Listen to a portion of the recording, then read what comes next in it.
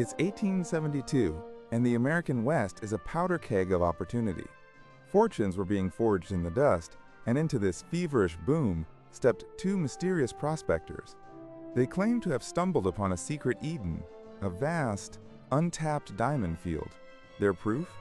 Raw, glittering gems, presented with a hush-hush air that ignited the imagination.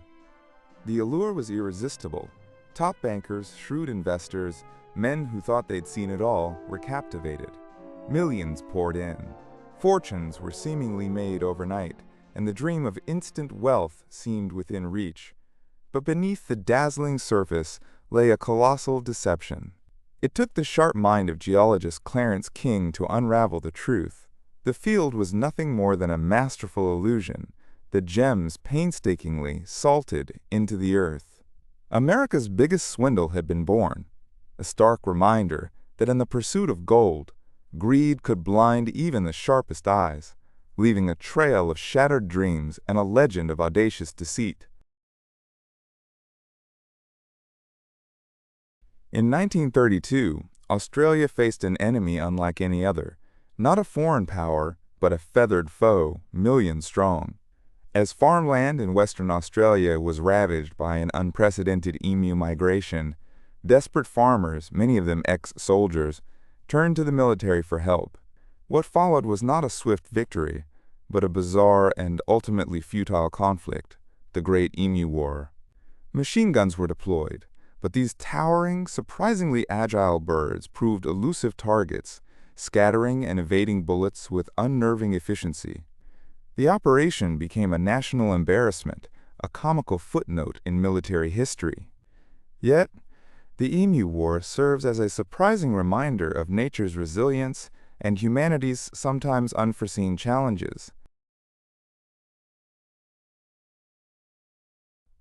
In the Roaring Twenties, a nation grappling with fear and suspicion was about to witness a trial that would ignite a firestorm. Nicholas Sacco and Bartolomeo Vanzetti, two Italian immigrant anarchists, were accused of a brutal payroll robbery and murder in Massachusetts. But from the outset, the case was plagued by doubt. Were these men truly guilty, or were they victims of a deeply prejudiced system targeted for their radical beliefs? The evidence was flimsy, eyewitness accounts contradictory, and the judge's own biases seemed to seep into the courtroom. Despite widespread protests and international outcry, Sacco and Vanzetti were convicted and ultimately executed.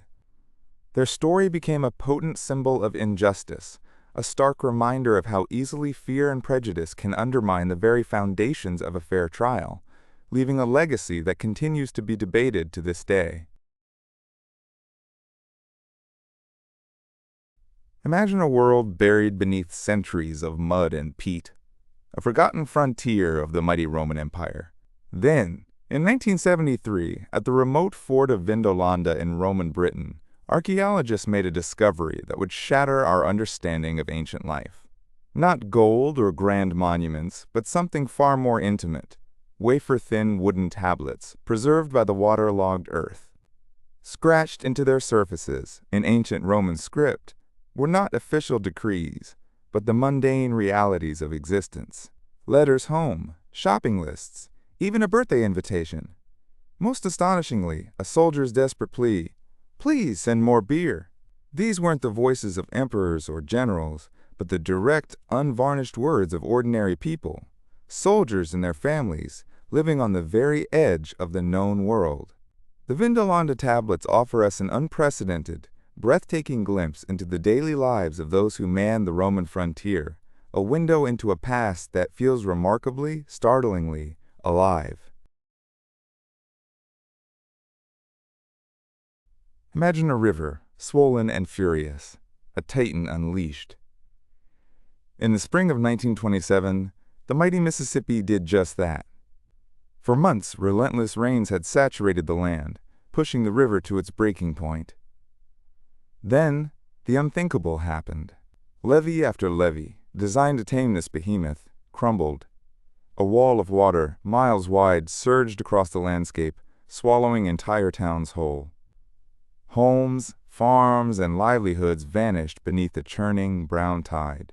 Over 250,000 people were forced from their homes, many seeking refuge in hastily erected refugee camps.